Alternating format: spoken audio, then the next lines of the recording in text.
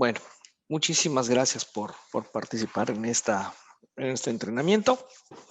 Y les ofrezco una disculpa porque no alcancé a traducir toda la presentación, así que parte estará de la presentación en inglés. Obviamente yo todo lo haré en español. Si tienen ustedes alguna duda, comentario, por favor, siéntanse en la libertad de expresarla en el momento que consideren apropiado. El día de hoy vamos a hablar de las aplicaciones de bobinadores, obviamente de los rebobinadores. Es una aplicación bastante interesante desde mi punto de vista. Normalmente cae en dos extremos. Hay gente que piensa que es sumamente sencillo y a la hora que se meten a hacer estas aplicaciones, se llevan algunos dolores de cabeza por no evaluarla apropiadamente. Por el otro lado, hay gente que las considera muy complejas y por ello no se meten a ellas. Realmente no es ni lo uno ni lo otro, ni es tan sencilla que pueda ser despreciada, ni es tan compleja que no pueda ser ejecutada. Todo consiste en entender el proceso. Si uno entiende lo que se hace en la máquina, obviamente podrá intervenir en ella, ya sea para mejorarla, para cambiarla o para actualizarla. Lo primero que tenemos que saber es que hay dos tipos de bobinadores, básicamente. El primer tipo de bobinador es lo que nosotros le llamamos axial o tangencial. Es el más común, es el de arriba. Entonces tenemos un material y la medición de la velocidad y todo lo demás está en función del tamaño del rollo.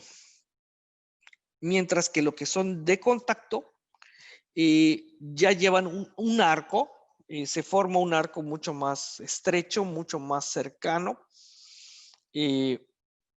Ahorita vamos a ver ambos. Comencemos con la que más he visto en nuestra región, que es la del bobinador axial. Lo primero que tenemos que saber es el vocabulario. ¿A qué se refiere cada cosa? El uso. Este es básicamente el dispositivo que se va a montar en el eje, o más bien ese es el eje que rota y sobre él se forma la bobina. Normalmente en el eje están acoplados pues un motor y un reductor o unas poleas, aunque es mucho más común reductor y motor directamente. ¿Por qué? Por la transmisión de fuerza. Ahora, sobre el eje, sobre el bobinador o sobre el eje del bobinador, se monta normalmente un tubo hueco, que es el que va a permitir sacar y meter la bobina. Pueden ser de cartón, pueden ser de aluminio, pueden ser de metal, los he visto de metal, de plástico también, pero lo más común es que sean de cartón. ¿De qué depende el material? Depende del peso de la bobina. Claro está, bobinas no tan pesadas, cartón, medianamente pesadas, plástico, y bobinas, por ejemplo, donde hay lámina de acero, donde hay cable de cobre, alambre, etcétera, pues entonces será el núcleo será de acero. Luego viene el alimentador o feeder. En este caso, son los rodillos que van a ir entregando el material al bobinador. Por ejemplo, en lo que es caucho, todo lo que es fabricación de neumáticos, llantas, todos esos, les suelen llamar la calandra. Y en lo que es la industria textil y en la industria de la impresión, las imprentas, le llaman nip rolls. Pero básicamente estos equipos son los que van empujando el material para el bobinador. Hay que hacer notar que estos rodillos son los que van a funcionar como maestro. ¿Qué tan rápido va a bobinar, desbobinar la máquina? Depende de qué tanto van a o qué tan rápido giran los alimentadores. Y en general, todos los rodillos involucrados en el proceso se le llaman rodillos de bobinado. Claro, obviamente el rodillo de material pues es el principal rodillo de bobinado, pero no es el único, porque en el sistema pues hay muchos. Algunos rodillos son fijos, le llaman. Esos sirven para dar tensión. Otros son locos, o sea, solo sirven de guías de cómo se lleva el material. Otros sirven, como ya dije, de alimentadores. Y otros sirven de lo que es como freno, también para mantener la tensión.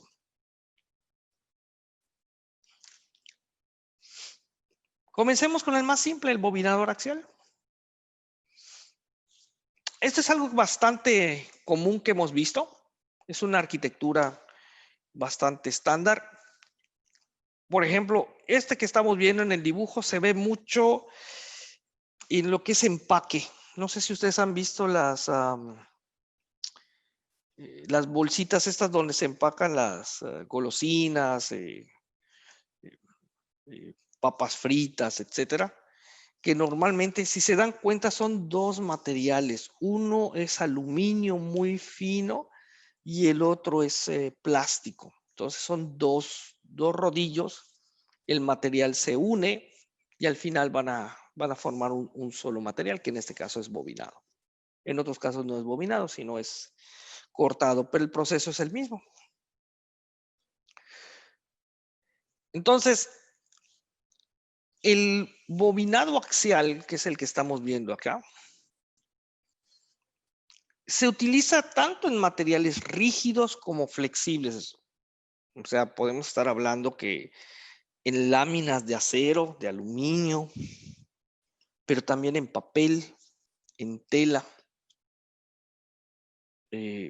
plástico.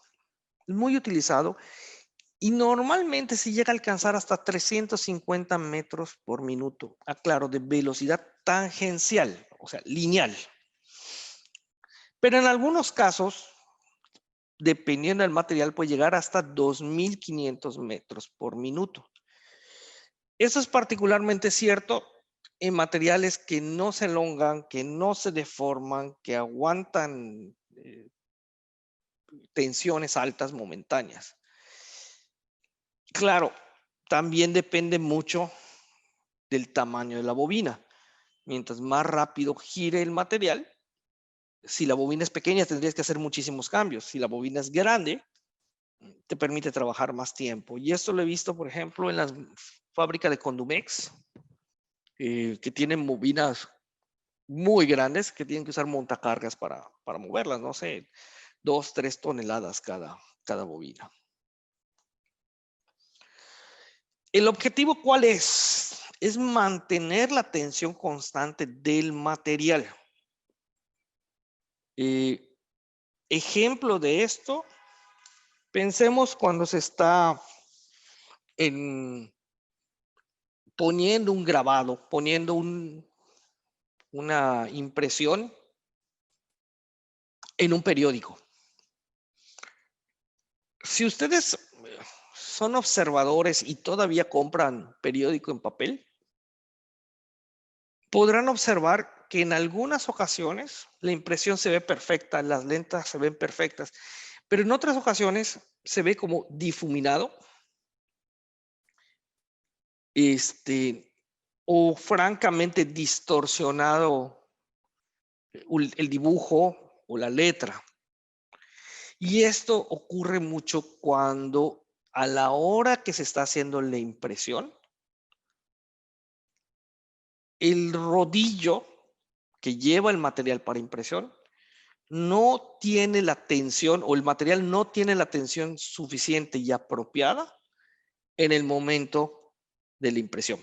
Por lo tanto, está como suelto, guango, y eso hace que no se adhiera en las condiciones correctas. Otra condición que puede ocurrir es que el material se elongue o se distorsione. En esos casos, si la tensión es demasiada, imagínense que están, no sé, por ejemplo, están llenando las bolsitas con papas fritas, el material trae impresa una carita y a la hora de estar desbobinando o embobinando el material, hay demasiada tensión y la carita en vez de quedar redonda queda alargada. Esa es otra cuestión. Por eso, lo importante en esta cuestión no es la velocidad, sino lo importante es mantener la tensión constante. ¿Ok? Ahora, ¿cómo cambia esta tensión? Bueno, la tensión la puedes cambiar de acuerdo al tamaño del rollo. Es decir, cuando vaya más despacio, o perdón, cuando haya menos material, el uso tiene que girar más rápido para mantener la tensión. Y conforme el rollo aumente de diámetro, el uso va a girar más despacio para mantener la misma velocidad tangencial y de esta manera mantener estable la tensión. Así que la tensión puede ser manipulada de dos formas. Una, en lazo abierto, es decir, yo le doy una referencia de par o torque o corriente al equipo y él solamente se va preocupando de mantener ese par o esa corriente fija. La otra opción es mediante un sistema de lazo cerrado, que es el que se muestra en la figura actualmente, en el cual yo pongo un dispositivo llamado celda de carga, un balancino dancer. En algunos casos ponen sensores ultrasónicos, etcétera. Y entonces tengo un lazo de PID en el cual yo tengo una referencia de la tensión que quiero utilizar, la comparo con lo medido por el dispositivo de retroalimentación, vuelvo a decir, celda de carga, balancines, lo que sea. Y entonces el sistema PID, dependiendo de que si la tensión es menor, igual o mayor a lo que necesito, irá aumentando la velocidad, bajando la velocidad o el torque o manteniéndolo.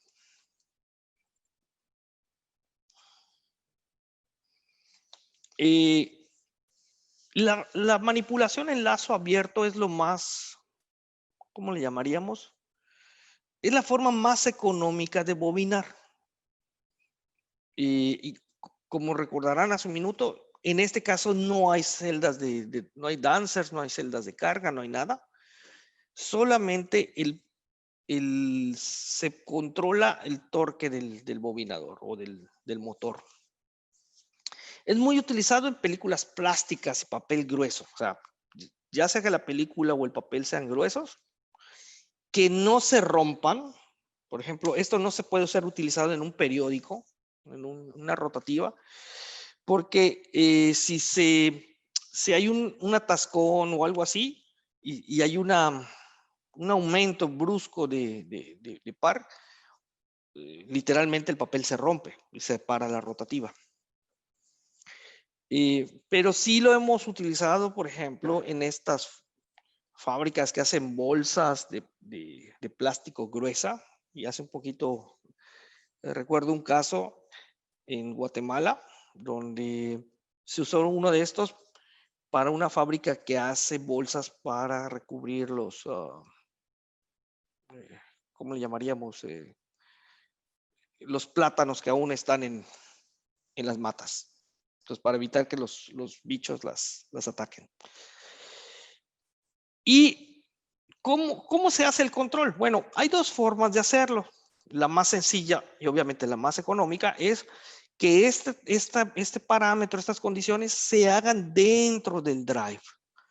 Y si ustedes han tenido la oportunidad de programar un inversor de frecuencia, normalmente van a encontrar dos modos de operación. Bueno, sí, dos modos de operación, que es velocidad y torque.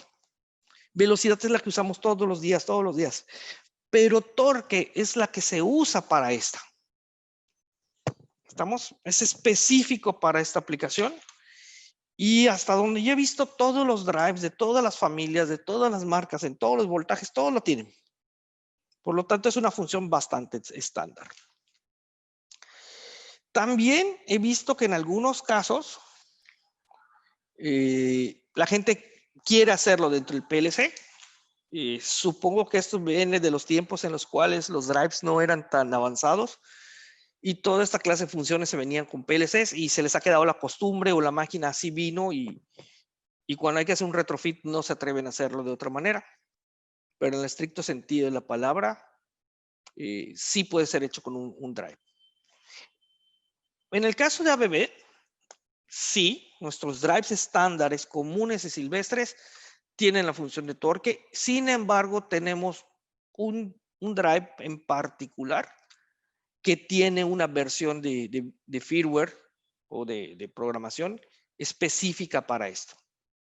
¿Por qué? Porque además de hacer la función estándar que todo el mundo hace algunas cosas más que veremos más adelante que garantizan un mejor funcionamiento del bobinador. Ahora, vámonos a lo que es el lazo cerrado. El primero de esos lazos cerrados se llama, de los dispositivos de retroalimentación le llaman dancer o bailarín. En algunos casos se moverá de arriba a abajo y en otros casos se moverá de un lado al otro.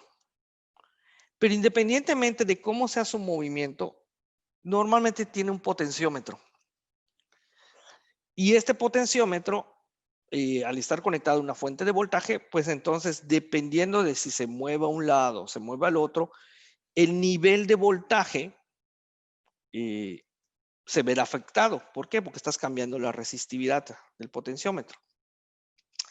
Y eso es lo que va a dar información de que si la tensión aumentó, bajó o se mantiene estable. Es muy utilizado en sistemas de alta velocidad. ¿Por qué? Porque su respuesta es muy rápida, es instantánea. Okay. Y en este caso, pues tú tienes algo que te determina qué tanta fuerza te vas a mover. Los dancers algunas veces han sido sustituidos por sensores ultrasónicos. Por lo mismo, porque entonces en vez de checar físicamente que el material suba y baje la tensión, tienes un dispositivo, vamos a llamarlo así, fijo mecánico, y dependiendo de la tensión, este dispositivo sube y baja, pero qué tanto sube y qué tanto baja es monitoreado por el sensor ultrasónico. Esta es una señal analógica, normalmente 0 a 10 volts. Por lo tanto, esta puede entrar directamente al drive, directamente al PLC.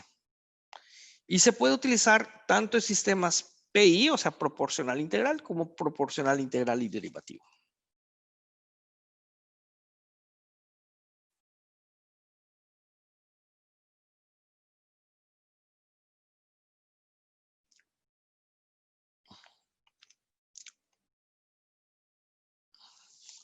El otro instrumento de medición se llama celda de carga.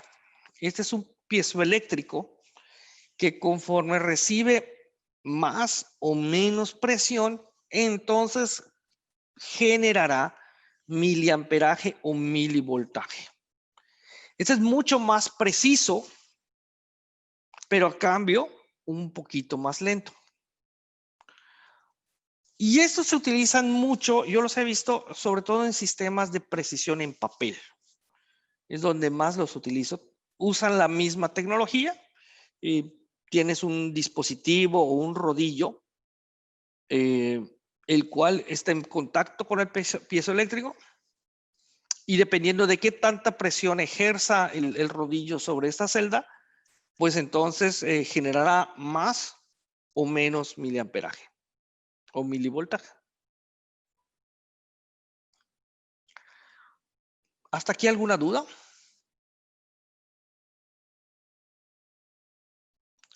Bueno, ahora vamos a ver la función. En algunos casos, en vez de tener un sistema de lazo abierto, se puede hacer una fórmula matemática para que dependiendo del tamaño del diámetro, también se haga la reducción de velocidad. Y en este caso, ¿qué es lo que tenemos? Necesitamos saber cuánta es la tensión que queremos manejar y qué velocidad queremos manejar. Eso es muy importante y esto lo tiene que dar quien hace la máquina o quien la va a operar. Nosotros como proveedores del producto desconocemos esto y no hay forma que lo sepamos. Esto tiene que venir del cliente. Una vez que tengamos eso, sabemos la relación de reducción, sabemos el tamaño del motor que tengamos y por ello podemos tener el torque o par del motor y la velocidad nominal. ¿Ok? Como parte importante para saber, por ejemplo, la velocidad del material y poder llegar al tamaño del motor, necesitamos conocer los diámetros máximos y mínimos del rollo de material, sabiendo que el tamaño mínimo va a ser el diámetro exterior del núcleo. ¿Se acuerdan del dispositivo de cartón que habíamos hablado? Pero el tamaño del rodillo, ese también te lo tiene que dar quien va a operar la máquina o en su defecto el fabricante. Entonces aquí, conociendo estos datos, pues podemos calcular la velocidad angular, el radio del rodillo, como dije, y el diámetro del rodillo, eso nos los tiene que dar ya sea el fabricante de la máquina o quien está operando la máquina. Y con eso, pues podemos calcular tanto la velocidad de los rollos de alimentación como el torque. Y obviamente con eso sabríamos la relación de reducción.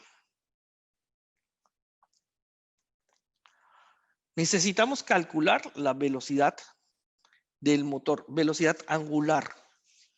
Recuerden que para cambiar de RPMs a radianes por segundo, lo único que tenemos que hacer es dividir entre 9.55. Tanto el rollo como el motor van a estar en RPMs. Pero la velocidad tangencial va a estar en metros por minuto. Por lo tanto, la velocidad del rollo será la velocidad tangencial entre la velocidad angular. ¿Y cómo se calcula la velocidad angular? Bueno, es 2 veces el radio por pi, 2 πr. Es la circunferencia. Aquí está. Aquí está el diámetro. Y obviamente con eso sacamos la velocidad de la caja reductora.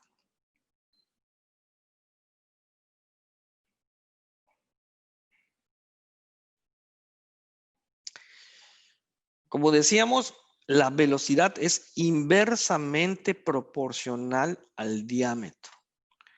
¿Por qué? ¿Por qué es inversamente proporcional? Porque si yo manejara la misma velocidad que se fuera aumentando, llegaría un momento que se rompería el material. Porque el alimentador tiene una velocidad máxima. Así de simple. Entonces, yo tengo que conservar la alimentación de material como tope máximo, lo que me pueda dar el alimentador.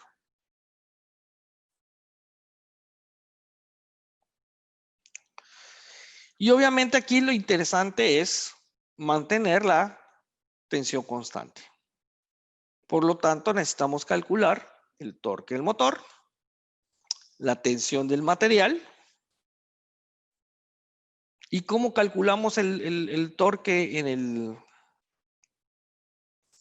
el rodillo. Pues simple, es fuerza por radio. Así, lo que le llamamos en la secundaria momento angular o momento de torsión.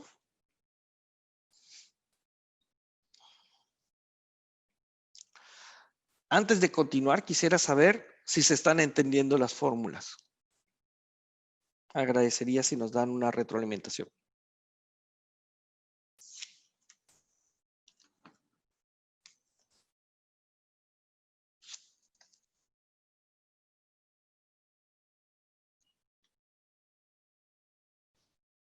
Supongo que sí.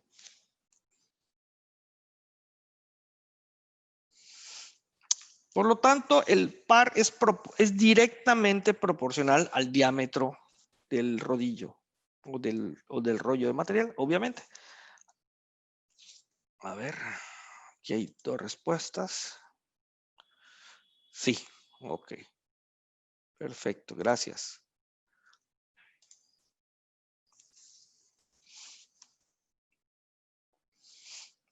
Bueno, y aquí viene la parte importante. En la curva X vamos a ver el diámetro del rollo y en la curva Y la velocidad del motor. Podrán observar que esta es una curva típica. A baja velocidad, perdón, a pequeño diámetro se alcanza el tope de la velocidad. ¿Cuál es el tope de la velocidad? La velocidad máxima que le hayamos puesto al inversor de frecuencia.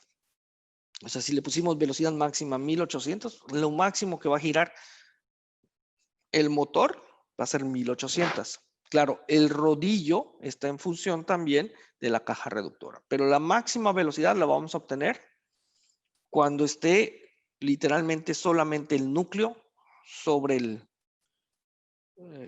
uso. Y conforme crece el diámetro, la velocidad del motor irá cayendo, pero obviamente el par, el torque necesario, aumentará.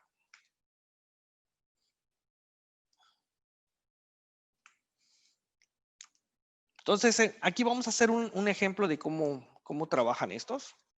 Tomamos una referencia de 100% de velocidad.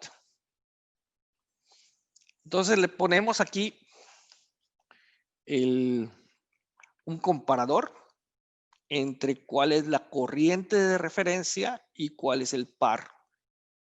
Esto puede ser, como les dije, ya sea en el sistema de lazo abierto, donde el drive está solito, o, bueno, aquí no hay celdas de carga. Este es el caso de lazo abierto, completito, donde toda la función está en el drive. Entonces yo pongo una referencia y ¿cuál va a ser mi retroalimentación?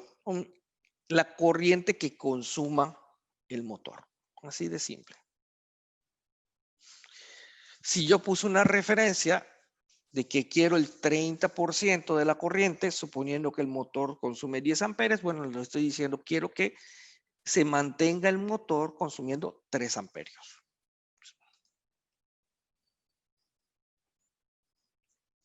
Ahora, ¿cuál es el problema? Si se llega a romper el material en este caso, obviamente el rodillo va a ir a su máxima velocidad. ¿Ok? Entonces, por eso se recomienda solamente en materiales difíciles de romper o difíciles de elongar. Ahora, ¿cuál sería la solución? Pues le ponemos límite tanto de velocidad como de par. Entonces pongo una referencia de velocidad, pongo una referencia de torque, como lo hicimos hace un ratito, y entonces sí, hay un limitante. Si se llega a romper el material, tengo una velocidad máxima y tengo un par máximo. Incluso le puedo poner la función de sobrevelocidad.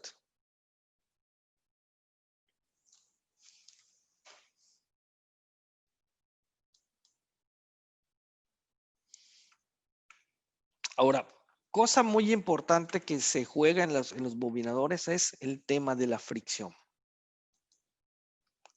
Recuerden que la fricción estática es básicamente la fricción que hay entre los materiales. Si se acuerdan cuando estábamos en secundaria, medíamos la fricción de cada material.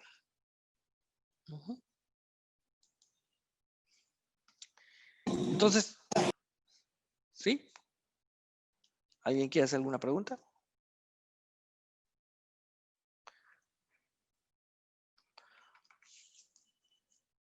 Bueno, entonces en este caso lo tenemos que considerar porque si bien hay rodillos, vamos, les decía yo hace un ratito, locos que giran y sirven para evitar la fricción, en algunos casos la fricción es necesaria y se usan unos rodillos como si fueran frenos, que también es otra forma de controlar la tensión. Entonces, en esos casos hay que considerarla.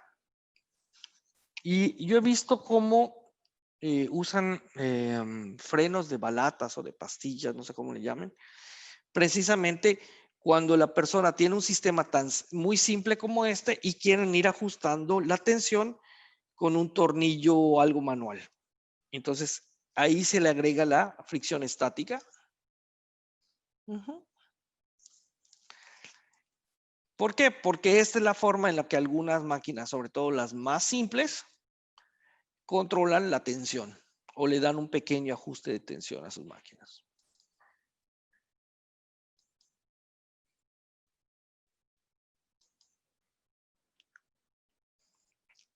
Compensación de inercia. Acuérdense que todo cuerpo tiene inercia, todo. Y si se acuerdan de la segunda ley de Newton, decía que la inercia, dice, todo cuerpo que permanece en reposo tenderá a estar en reposo. Y todo cuerpo que está en movimiento tenderá a permanecer en movimiento. Por lo tanto, cuando tú estás arrancando un rodillo muy pesado, el problema no es ya cuando estás operando, sino cuando estás arrancando. Y por el otro lado, cuando comienzas en cero, vas bobinando, el problema es cuando paras, porque ya tienes una inercia muy grande. Y si tú quieres hacer una corrección en velocidad, cuando el rollo es grande, ya sea cuando estás bobinando o desbobinando, quiere decir que tienes que compensar eso, porque cuando tú le digas muévete, al principio le va a costar moverse, pero cuando ya se mueve, si se está pasando de tensión y no tienes forma de compensar esto, pues va a seguir aumentando la tensión hasta que reviente el material o su respuesta es muy lenta. O sea, te va a costar trabajo hacer ajustes en alta velocidad, ya sea para aumentar o bajar la velocidad. Entonces tienes que conocer cuánto es la inercia. Y este es un punto muy importante, porque en muchas máquinas llega la persona y dice, voy a poner un motor de 5 caballos o de 10 caballos. Y ya hiciste el cálculo de inercia. ¿Cuál es la inercia que tiene tu máquina? Te dice, no sé. Bueno, ¿cómo puedes decir que es 5 caballos, 10 caballos, 20 caballos? O cuál es la tecnología correcta. Y ahora, ese dato muchas veces lo atribuyen a quien vende el motor. No, ese dato lo tiene que dar el fabricante de la máquina, señores. Y no le tengan miedo a pedirle al fabricante la inercia de la máquina. Algunas personas dicen, es que no me lo va a dar. No, te lo tiene que dar. Ya compraste su máquina. Ahora la máquina es tuya. Se lo tiene que dar. ¿Por qué necesitamos esto? Porque la inercia que haya o que sienta el motor con respecto a la inercia de la carga no puede ser mayor a 10 veces. Si hay una relación entre la inercia de la máquina y la inercia del motor mayor a 10 veces, nunca va a poder ser ajustado el sistema. Esto se ve particularmente mucho en los sistemas de servos, pero no es algo exclusivo de los servos, es de todas las máquinas. También aquí tienen que tener cuidado porque algunas veces las máquinas llegan en buenas condiciones, funcionando bien, y resulta que para balancear las inercias se usan cajas reductoras, se usan sprockets, se usan cadenas, se usan poleas. Y por alguna razón se daña, supongamos, una cadena, no una cadena, un sprocket, y no tienen el que trajo la máquina. No falta alguien con, llamémosle así, iniciativa, y dice, no, hombre, ponle uno más chico, no pasa nada. Eso quiere decir que no tiene ni idea de lo que está pasando físicamente en la máquina. Reducir una relación de reducción significa aumentar la inercia que recibe el motor. Y si algunas veces ustedes se han preguntado por qué una máquina te dice tiene tantos metros por minuto máximo, es por eso. Mucho ojo con la inercia. No es cosa del demonio, pero tampoco es para tomarla a la ligera. El cambiar una polea por cambiar tiene sus consecuencias. Y para compensar eso, entonces el sistema, ya sea el PLC o el drive o algo así, tiene que meterle lo que es el derivativo, que básicamente es una compensación de inercia. Anticiparse a lo que va a ocurrir. Lo otro importante es la función de que se aprieta un rodillo. No sé si han visto que algunas veces cuando uno empieza a embobinar, incluso cuando uno lo hace en la mano, no sé si alguna vez han enrollado un cable en la mano, comienza suavecito, pero cuando uno le va dando y quiere uno luego sacar la mano es complicado. Porque como que se va reduciendo el diámetro, se va haciendo más, va generando más presión sobre las primeras bobinas y esto distorsiona el material. Esto lo pueden ver aquí, están marcados en los círculos rojo y verde. Entonces algunas veces se forma como si fuera un cono o se aprieta tanto el material que lo que hace es que no puedes sacar el núcleo, no puede ser sacado del uso. Para eso entonces hay que hacer un pequeño truquito. Tienes que comenzar con cierta tensión en el, ¿cómo le llamaríamos? En el material y luego ir engañando un poquito a la máquina para que conforme vaya aumentando el diámetro del eje, va soltando un poquito la tensión. Esto es para reducir este efecto de hacer como un, ¿cómo le llamaríamos? Un cono dentro del rollo. Pero no solo se da en el metal, no solo se da en el papel y en el plástico, también se da en lo que es láminas de acero y metales. Y también hay que hacer una variación, en este caso al revés, aumentar un poquito el par para que no se forme el efecto del cono.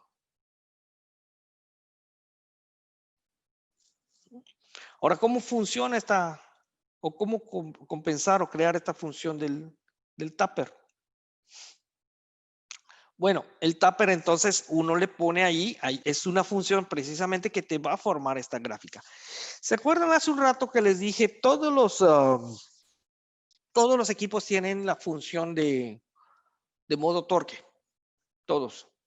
Pero la función de Tapper nada más la tienen aquellos que tienen específico el firmware de bobinadores. Entonces, esta función en particular del Tapper solo lo pueden encontrar en el caso de nuestros drives, en los ACS 880 y ACS 380 con función de bobinadores.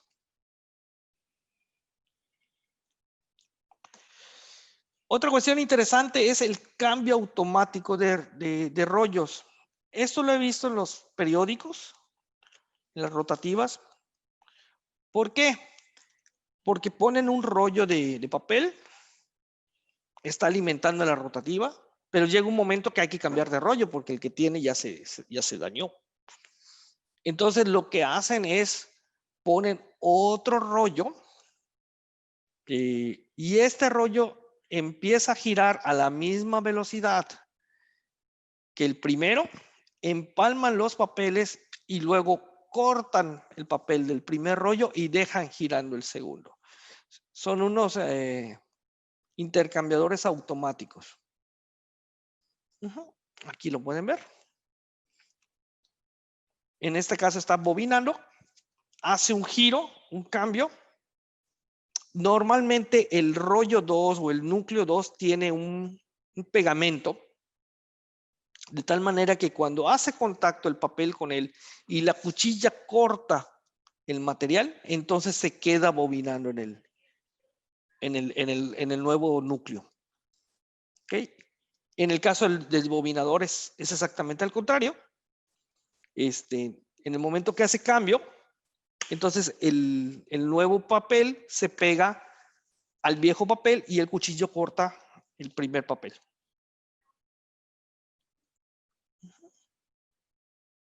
Aquí lo pueden ver.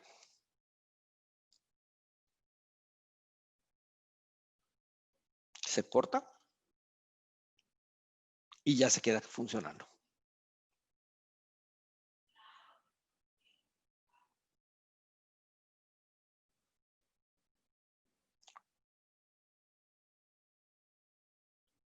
Bueno, entonces ahorita el siguiente, ¿cuál sería? El bobinador de contacto.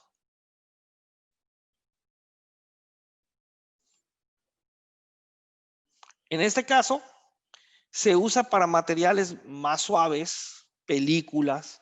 Estos sí tienden a deformarse y por lo tanto necesitan una tecnología mucho más, vamos a llamar así, más exacta para evitar estos problemas y puedes llegar hasta 1500 metros por minuto en velocidad tangencial. Y en este caso tienes dos motores o más motores. De hecho, algunas veces he llegado a ver de estas líneas que tienen hasta 30 motores y en muchos casos 0 motores. Tienes igual un alimentador, un rodillo maestro y tienes un bobinador. Es el mismo principio, acuérdense. Feeder o alimentador y luego el bobinador. Y en este caso, el rodillo maestro te va dando la velocidad tangencial y lo que va a hacer es ir midiendo el diámetro del rodillo bobinador. Y como lo va a ir midiendo, entonces él va a ir cambiando la alimentación o la cantidad de producto que se debe alimentar, dependiendo de la velocidad del rodillo bobinador.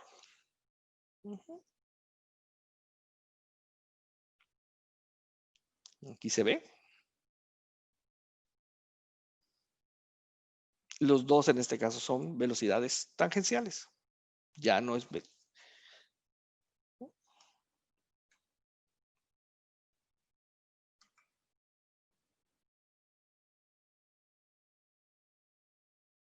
Mismos datos, tensión, velocidad. Aquí necesitamos conocer las velocidades del alimentador y de la bobina del material. Mismos datos que hace un rato, velocidad angular, diámetro, radios, etcétera.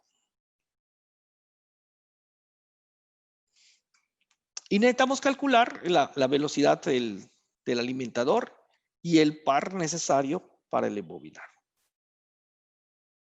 Aquí están las formulitas. Esta presentación se las haré llegar a través de Jorge. Ahí pueden ver las formulitas. Y en este caso, el torque y la velocidad son constantes.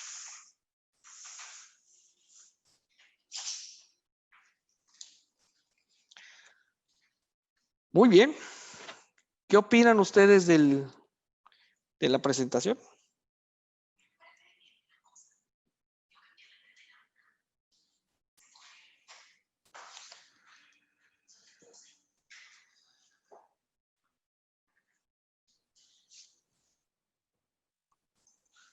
Hola, buenos días. Buenos Muchas días. gracias, ingeniero, por la presentación. Estuvo muy interesante. No sé si habrá algo más que nos va a presentar. No, realmente esto es la presentación que tengo para ustedes. Me gustaría saber si les quedó claro el material, si fue entendible. Pues la verdad sí, explicó varios puntos importantes para lo que son las aplicaciones y principalmente en la industria del papel, ¿verdad? Yo en este momento pasaría una encuesta y les agradecería a los participantes si me ayudan a contestarla. Solo es una pregunta. Y bueno, no sé si alguien tiene alguna pregunta, este sería un buen momento para realizársela al ingeniero.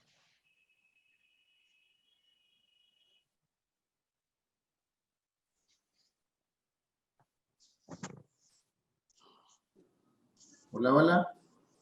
¿Sí? Yo tengo una pregunta.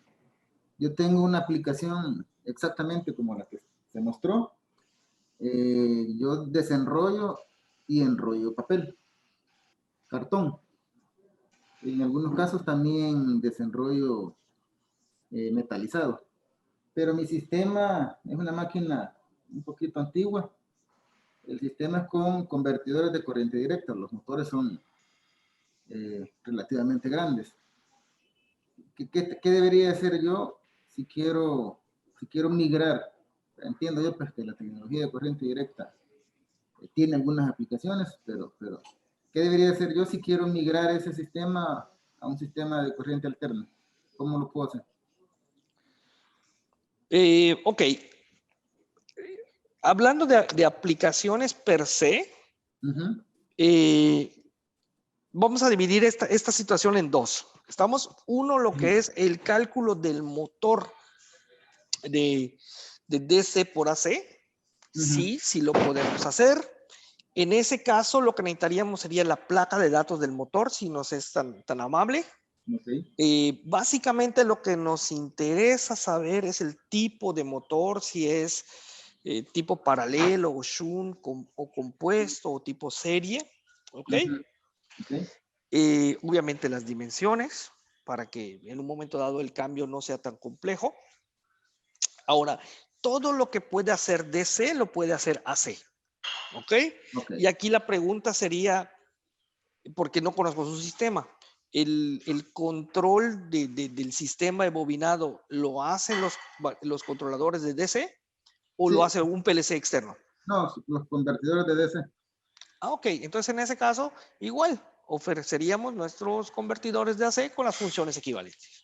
Entonces, sí, me interesa porque exactamente tu ejemplo es el que yo tengo. Yo desenrollo y tengo un roll master que hago cambio de rollo automático, digamos, y tengo dos enrolladores que también hago exactamente lo que tú me dijiste, el cambio automático de un enrollador a otro, ¿verdad? Entonces, pero sí, nosotros tenemos por ahí también un plan de, decir, los motores de corriente directa, el tema de las escobillas y el mantenimiento. Entonces, si se me daña un convertidor de DC, pues sí, voy a pasar parado un par de semanas porque no existe mucho en el mercado.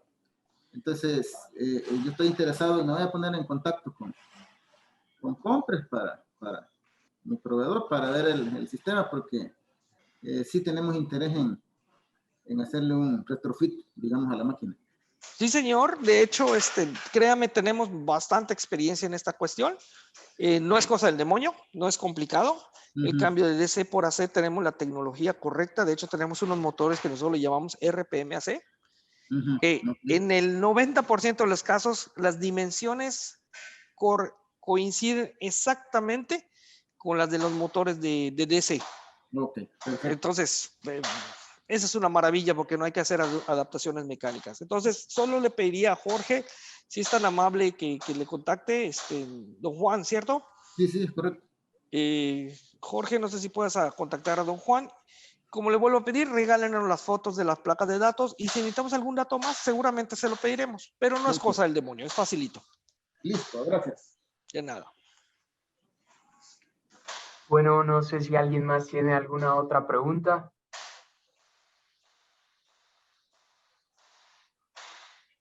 Bueno, parece que no.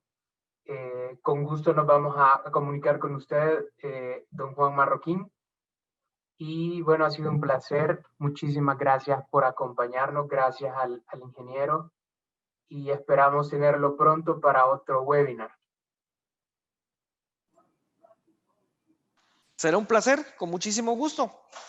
Solo me invitan y con gusto lo hacemos. Ok, entonces esperamos poderlo programar pronto. Y con esto me despido. Pasen un buen día. Adiós. Gracias, gracias. Gracias, hasta luego.